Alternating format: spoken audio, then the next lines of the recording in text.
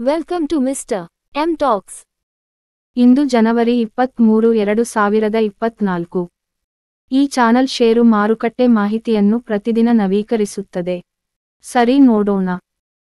HDFC bank ಕುಸಿತಕ್ಕೆ ಕಾರಣವಾಗುವುದರೊಂದಿಗೆ ಬ್ಯಾಂಕುಗಳು ಮತ್ತೊಮ್ಮೆ ಒತ್ತಡಕ್ಕೆ ಒಳಗಾದ ಕಾರಣ ಮಾರುಕಟ್ಟೆಯು ವ್ಯಾಪಕವಾದ ಮಾರಾಟದ ಮೇಲೆ ಹಿಂದಿನ ಸೆಷನ್ಗಳ ನಷ್ಟವನ್ನು ವಿಸ್ತರಿಸಿತು.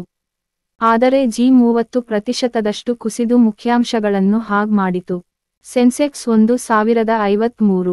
10 ಪಾಯಿಂಟ್ಗಳು ಅಥವಾ 1.47%, 70,370ಕ್ಕೆ ಕುಸಿದಿದೆ ಮತ್ತು ನಿಫ್ಟಿ 333 ಪಾಯಿಂಟ್ಗಳು ಅಥವಾ 1.54% ಕಡಿಮೆಯಾಗಿ 21,239ಕ್ಕೆ ಕೊನೆಗೊಂಡಿತು. ಸುಮಾರು 1,017 ಷೇರುಗಳು ಮುಂದುವರಿದವು, 2,771 ನಿರಾಕರಿಸಿದವು ಮತ್ತು 133 ಬದಲಾಗಿಲ್ಲ.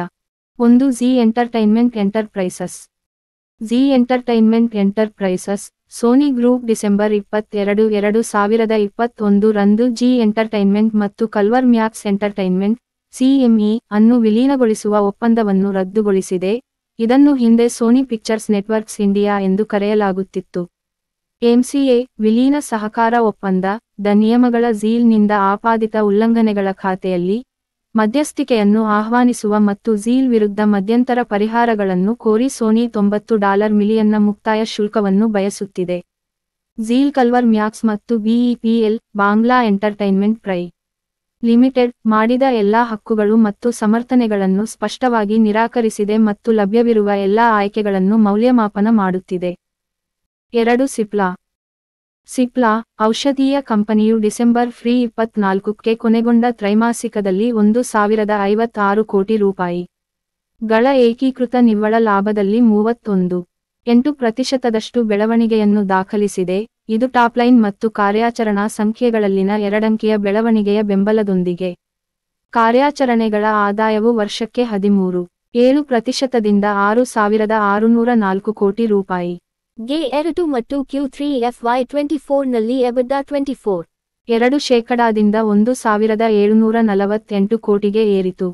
3 Colgate Palmolive India. Colgate Palmolive India oral care ಕಂಪನಿಯು ಅಕ್ಟೋಬರ್-ಡಿಸೆಂಬರ್ 24 ತ್ರೈಮಾಸಿಕದಲ್ಲಿ 330 ಕೋಟಿ ರೂಪಾಯಿ ಗಳ ನಿವ್ವಳ ಲಾಭದಲ್ಲಿ 36% ಬೆಳವಣಿಗೆಯನ್ನು ಸಾಧಿಸಿದೆ. ಆರೋಗ್ಯಕರ ಕಾರ್ಯಾಚರಣೆ ಸಂಖ್ಯೆಗಳಿಂದ ಬೆಂಬಲಿತವಾಗಿದೆ. ಕಾರ್ಯಾಚರಣೆಗಳ ಆದಾಯವು ವರ್ಷದಿಂದ ವರ್ಷಕ್ಕೆ 8% ಹೆಚ್ಚಿ 1,396 ಕೋಟಿ ರೂಪಾಯಿ ಗೆ ತಲುಪಿದೆ. ತ್ರೈಮಾಸಿಕದಲ್ಲಿ ದೇಶೀಯ ನಿವ್ವಳ ಮಾರಾಟವು 8% ಬೆಳವಣಿಗೆಯಾಗಿದೆ. 4 IDFC ಮೊದಲ ಬ್ಯಾಂಕ್. IDFC ಫಸ್ಟ್ ಬ್ಯಾಂಕ್ ಸಾಲದಾತನು ಡಿಸೆಂಬರ್ 24ಕ್ಕೆ ಕೊನೆಗೊಂಡ ತ್ರೈಮಾಸಿಕದಲ್ಲಿ 716 ರೂಪಾಯಿ ಕೋಟಿಗೆ ಲಾಭದಲ್ಲಿ 18% ಬೆಳವಣಿಗೆಯನ್ನು ದಾಖಲಿಸಿದೆ. ತ್ರೈಮಾಸಿಕದಲ್ಲಿ ಕೋರ್ ಆಪರೇಟಿಂಗ್ ಲಾಭವು 24% ಏರಿಕೆಯಾಗಿ 1,515 ರೂಪಾಯಿ ಕೋಟಿಗೆ ತಲುಪಿದೆ. Q3 24 ರಲ್ಲಿ ನಿವ್ವಳ ಬಡ್ಡಿ ಆದಾಯವು 30% ನಿಂದ 4,287 ಕೋಟಿ ರೂಪಾಯಿ ಗೆ ಏರಿತು. ನಿವ್ವಳ ಬಡ್ಡಿಯ ಅಂಚು ಅದೇ ಅವಧಿಯಲ್ಲಿ 6.13% 6.42%ಕ್ಕೆ ಏರಿತು. ಒಟ್ಟು NPA 7 bps ಅನುಕ್ರಮವಾಗಿ 2.04%ಕ್ಕೆ ಇಳಿದಿದೆ ಮತ್ತು ತ್ರೈಮಾಸಿಕದಲ್ಲಿ ನಿವ್ವಳ NPA 0.68%ಕ್ಕೆ ಸಮತಟ್ಟಾಗಿದೆ. 5 ಜಮ್ಮು ಮತ್ತು ಕಾಶ್ಮೀರ ಬ್ಯಾಂಕ್. ಜಮ್ಮು ಮತ್ತು ಕಾಶ್ಮೀರ ಬ್ಯಾಂಕ್ ಡಿಸೆಂಬರ್ 24ಕ್ಕೆ ಕೊನೆಗೊಂಡ ತ್ರೈಮಾಸಿಕದಲ್ಲಿ 421 ಕೋಟಿ ರೂಪಾಯಿಗಳ ನಿವ್ವಳ ಲಾಭದಲ್ಲಿ ಸಾಲದಾತನು ವರ್ಷಕ್ಕೆ 35% ಬೃಹತ್ ಬೆಳವಣಿಗೆಯನ್ನು ದಾಖಲಿಸಿದೆ.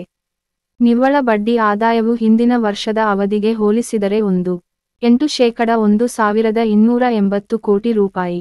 Q3 FY24 ರಲ್ಲಿ O2 NPA 42 bits per second Coke 4.84%ಕ್ಕೆ ಮತ್ತು ನಿವ್ವಳ NPA ಪ್ರತಿ ಸೆಕೆಂಡ್ಗೆ 21 ಬಿಟ್ನಿಂದ 0.83%ಕ್ಕೆ ಇಳಿಕೆಯೊಂದಿಗೆ ಆಸ್ತಿ ಗುಣಮಟ್ಟ ಸುಧಾರಿಸಿದೆ. 6 ಕೋಫೋರ್ಜ್. ಕೋಫೋರ್ಜ್ ಜಾಗತಿಕ ಪರಿಹಾರಗಳ ಕಂಪನಿಯು ಆರೋಗ್ಯಕರ ಕಾರ್ಯಾಚರಣೆ ಸಂಖ್ಯೆಗಳೊಂದಿಗೆ ಡಿಸೆಂಬರ್ 24ಗೆ ಅಂತ್ಯಗೊಂಡ ತ್ರೈಮಾಸಿಕದಲ್ಲಿ 238 ಕೋಟಿ ರೂಪಾಯಿ ಗಳ ನಿವ್ವಳ ಲಾಭದಲ್ಲಿ 31.5% ತ್ರೈಮಾಸಿಕ ಬೆಳವಣಿಗೆಯನ್ನು ದಾಖಲಿಸಿದೆ.